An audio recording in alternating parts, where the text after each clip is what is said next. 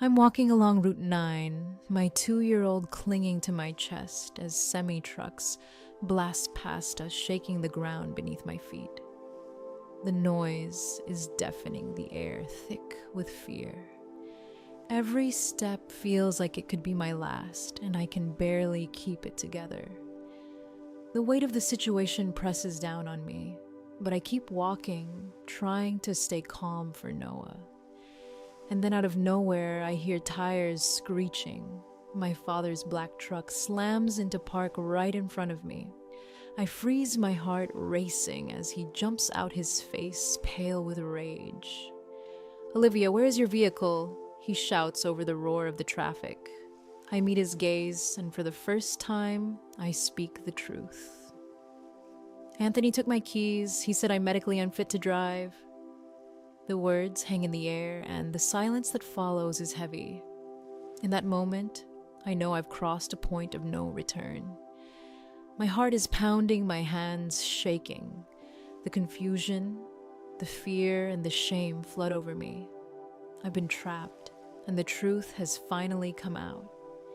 It didn't start with a bang, it started with a whisper. A small gesture, almost too kind to question. Susan, a family friend, started coming over more often. She'd show up with dinner, a casserole she'd made herself. "You look exhausted, Olivia. Let me take the night shift with Noah," she'd say, her voice sweet and comforting. And I was exhausted. The days felt longer than ever, the nights blurrier. So I let her. It seemed harmless enough.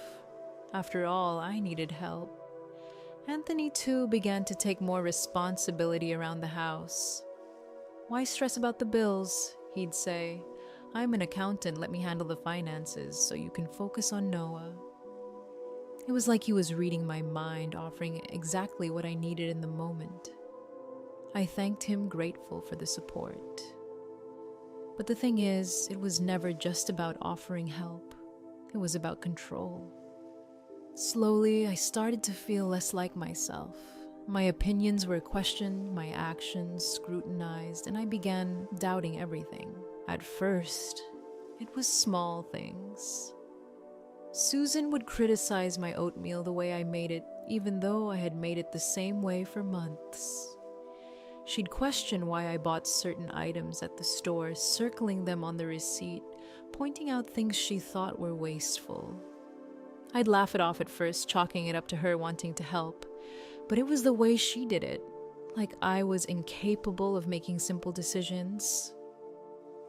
And Anthony, well, he was there to remind me that I was just being paranoid. Every time I tried to stand up for myself, every time I raised a concern, he'd tell me I was being ungrateful or that I had postpartum anxiety. That's what he called it, postpartum anxiety, a catch-all excuse for everything I questioned. And I believed it. After all, if my husband and a family friend thought I was unwell, maybe I was. That was the trick. They didn't hit me. They didn't lock me in a room or threaten me with violence. They didn't need to. They got to me in quieter, subtler ways. It was like boiling a frog. At first, I didn't even realize it was happening. The heat was turned up so slowly that I barely noticed. First, Susan moved into the guest house, saying it would be easier for her to help. Then she started spending more time in my kitchen, offering advice on everything, from nutrition to what I was cooking for dinner. But it wasn't just advice anymore. She would question my choices, like I couldn't even decide what was best for my own family. And Anthony, he was always there, reminding me that I wasn't making sense, that I was overreacting, that I was ungrateful. Every time I questioned something, like why he moved our savings into a new account I couldn't access, he'd dismiss it with the same words, "You're just being paranoid." Slowly, I felt myself shrinking. They were wearing me down bit by bit. When I tried to make a decision for myself, I was told I was being difficult. When I spoke up, I was told I was unstable. And when I started to feel like something was off, they told me I was just having a rough time, that it was all in my head. I thought they were right, but it wasn't me, it was them. They had worked together subtly, quietly to isolate me, to make me doubt my own thoughts and instincts. I couldn't see it at the time, but now it's clear. The manipulation was slow, insidious, and by the time I realized I was caught in their web, it was too late. I was isolated. I was controlled. I was trapped. It wasn't one big moment that made me realize the full scope of what Anthony and Susan had done. It was more like 1,000 little cracks in the facade all starting to show at once. The first time I truly understood, I was sitting in the kitchen, Noah asleep in his chair, when Anthony came in and asked me about the grocery receipts again. He pointed to an item and said, "Why are you buying this? This is unnecessary." I looked at the receipt in his hand, the numbers blurred by my tiredness. I could feel my heart racing. I hadn't bought anything wrong, but the way he asked made me doubt myself. It was like everything I did was being questioned, my every decision under a microscope. I felt my chest tighten, my breath shallow. This wasn't just about groceries anymore. This was about control. And suddenly it clicked. This was part of the plan. It wasn't just a nagging habit. It was about breaking me down one small criticism at a time. I looked at him and I realized that every time I questioned his choices, he made me feel small. He made me feel like I was wrong. I wasn't the one who was wrong. He was. And Susan. She was just as guilty. The way she started showing up more often, inserting herself into everything. My cooking, my cleaning. My life, it wasn't kindness. It was invasion. It was subtle at first, but the longer I let it happen, the more suffocating it became. She didn't just help me with Noah. She started taking over. She didn't just give me advice. She started giving orders. It was like I had no say in my own home anymore. I was losing myself, and the worst part was I didn't even realize how deep it had gone. I thought I was just stressed, just overwhelmed, that maybe I wasn't doing enough. Maybe I wasn't good enough. I kept telling myself that I was being unreasonable. But when I looked in the mirror, I didn't recognize the woman staring back at me. I saw someone who had been worn down, someone who had been pushed into a corner. That's when I started noticing the small things, the things I had overlooked before. My phone, for example. Anthony kept insisting I needed to stay off social media. "It's bad for your mental health," he'd say, his voice dripping with concern. But every time I checked my phone, he would know. He'd ask why I was on it, why I hadn't turned it off. He was tracking my location. I didn't realize it at first, but the moment I did, something inside me snapped. I had never been so terrified. I felt exposed, like my every move was being watched, like I was a prisoner in my own home. And when I tried to talk to him about it, when I tried to explain how suffocating it felt, he dismissed me. He made me feel like I was crazy. But I wasn't crazy. I wasn't paranoid. They were the ones controlling me. And I had allowed it to happen. That's when I decided to take action. I couldn't keep pretending everything was okay. I had to find a way out. I started gathering evidence. Every time Anthony did something that felt wrong, I made a note of it. Every time Susan crossed a line, I wrote it down. I started taking pictures of texts, keeping records of conversations, and saving receipts. I knew I needed proof. I couldn't just walk away without it. I had to be smart. I couldn't let them know what I was doing. I had to play their game and beat them at it. And then there was my father. He'd been distant for so long, I had kept everything from him, not wanting to worry him. But I couldn't keep lying. I couldn't keep pretending I was okay. I called him, my hands shaking, my heart pounding as I explained what was happening. And the moment I heard his voice, I realized I wasn't alone anymore. My father, the man who had always been a rock for me, was finally seeing what I had been going through. And in that moment, I knew he understood. He didn't just listen, he recognized the danger. He saw the manipulation for what it was. And that was when things shifted. It wasn't just about surviving anymore. It was about getting out. We had a plan. It wasn't going to be easy, but it was the only way forward. My father was going to help me get away from them, help me take back control. For the first time in what felt like forever, I felt a glimmer of hope. I wasn't alone, and I wasn't going to stay trapped anymore. I had to act, and I had to act fast. The tires of my father's truck crunched over the gravel, and for a moment, everything felt surreal. The house loomed ahead, its pristine, sterile appearance hiding the ugly truth inside. I had been there countless times before, but now it felt foreign, like a prison I'd once called home. My father parked the truck, and for a few seconds, neither of us moved. The silence was deafening, almost suffocating. I could feel the weight of what was about to happen pressing down on me. My heart was in my throat. We weren't just going back to talk. We were going back to take everything. And when I saw Anthony and Susan sitting on the patio laughing as if everything was normal, it hit me. They were so calm, so collected, as if they hadn't just pushed me to the edge.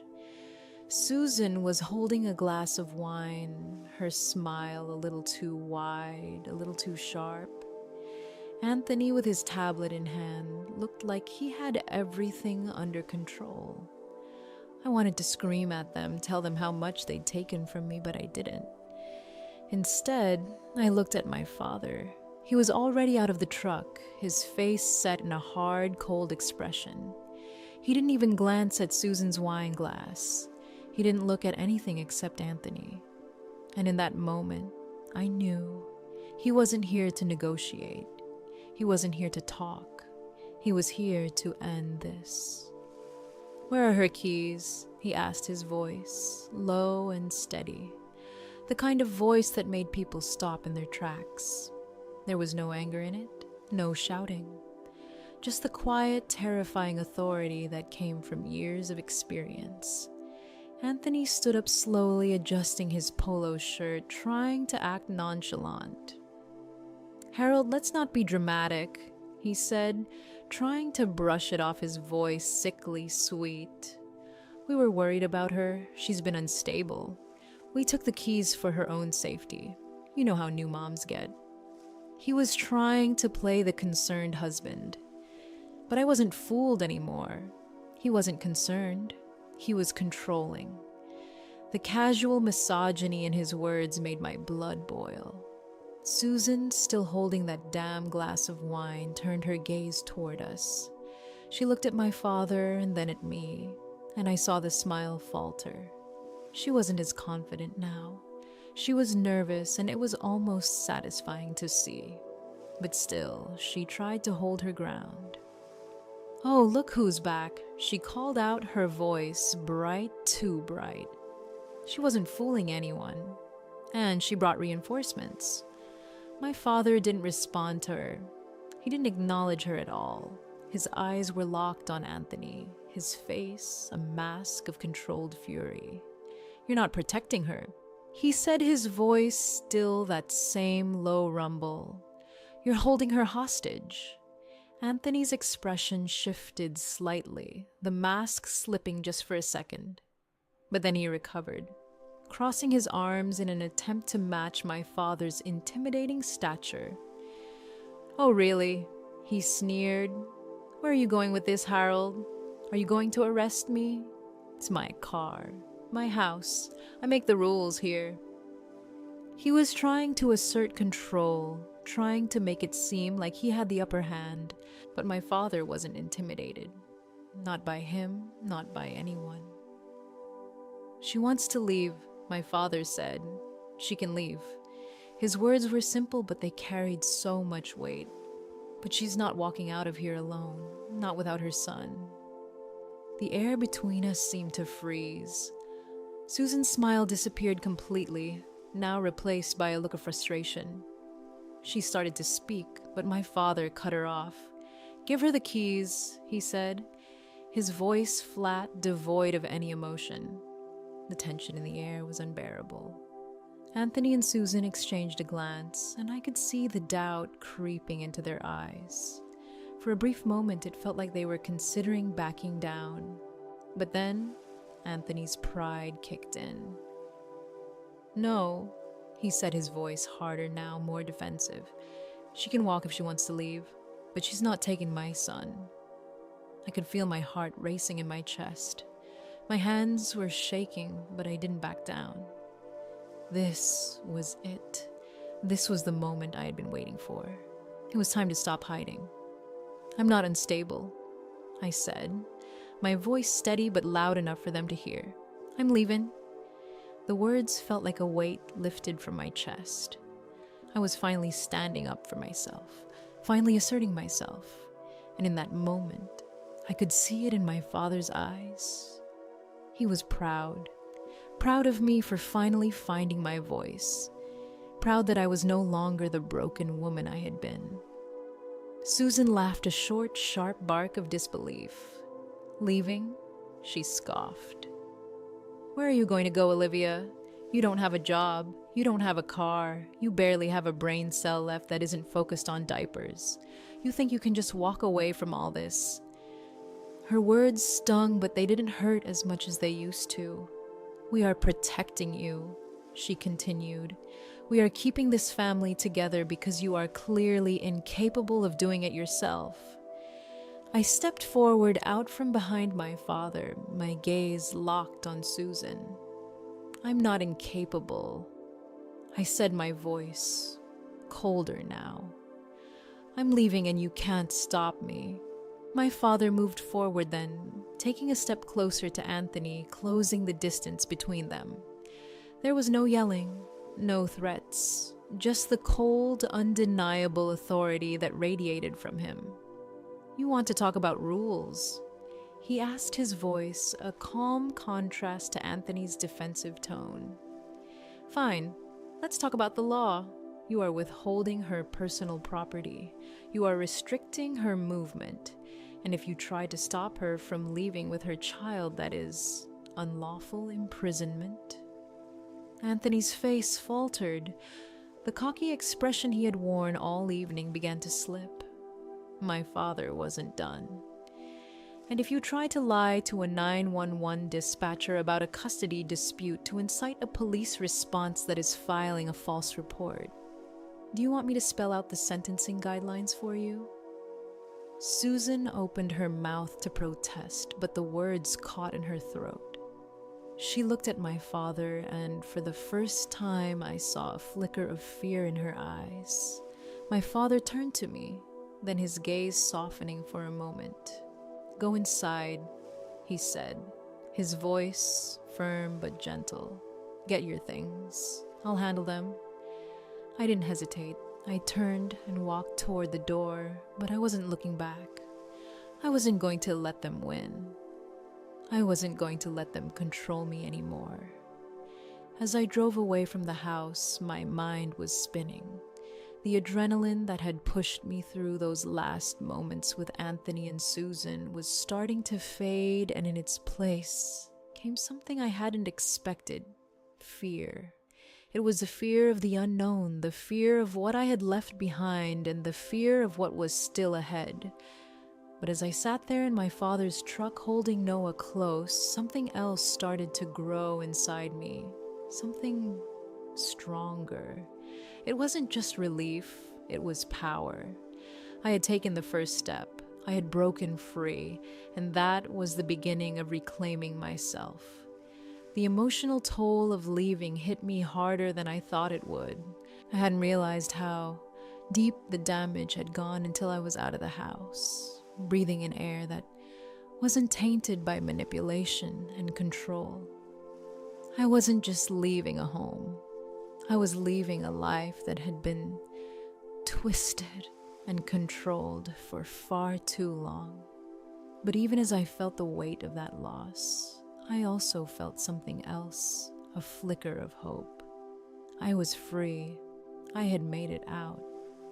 The real shock came when I started going through the papers I had grabbed from the house. The financial manipulation. Anthony had used my name, forged my signature, drained my accounts. It was worse than I could have imagined.